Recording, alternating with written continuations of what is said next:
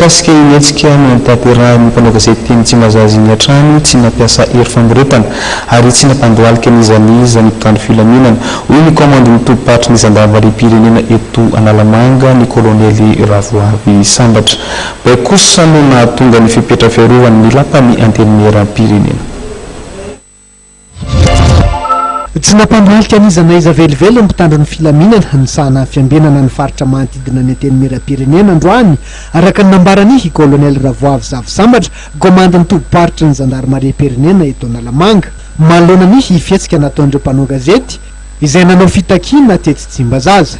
Nisy tokoa ny nianina nanaparitaka vaovao tsy marina fa tomponantoka ny mpitandro ny filaminana ary namoritra ireo ho mpanao fihetsiketsehana. No nampony averinay mihitsy tsy misy izay nidira ny mpitandro ny filaminana. Ka rehefa nanao an'izany izy eto zany mety tsy ireo olona nandohalika ireo akory no milaza fa ny mpitandro ny filaminana no nanome baiko azy no nampandohalika azy. Satria raha mitaniana ireo olona ireo mino fa ngamba tsy teny kosa izy hoe nampandohalika ny mpitandro ny filaminana.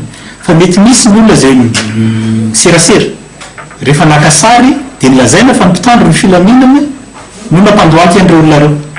Ka tianay manamafy an'izany fa vaovao marim-potitra ary tokony vaovao voamarina no ampitaina ao anatin'ny serasera ny fanangonam-baovao maro isan-karazany ka lavinay marindrano izay resaka atao hoe fanambarana fa avy amin'ny mpitandro filaminana no nanaovan'ireo olona ireo izay fihetsika izay.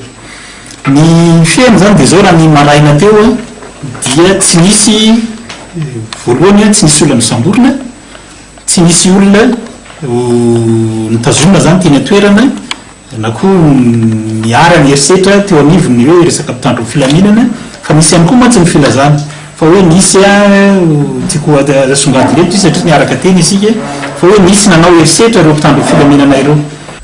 Tsy nisy ny voasambotra sy ny gadra, tsy nisy ihany koa ny naratra ary tao anaty matianina tanteraka ny nanatotsahan'ny mpitandro ny filaminana ny asany.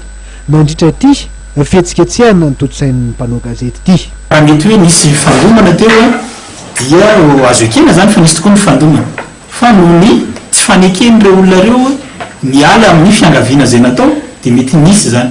Fa raha ohatra nisy niteraka ratra zany dia tsotra be raha ohatra nahampony ilay mpitandro filaminana zany nahampony zany hoe tsy ao anatin'ny baiko, tsy nisy mpitandro filaminana nomena baiko teo hanao herisetra amin'ny fikasihan-tanana fa raha ohatra ka nisy zany dia niangavianay izay mety olona niarana zany dia tokony anatona ary anao taratasy fitarainana anamora ny resaka fanadidina ho atao.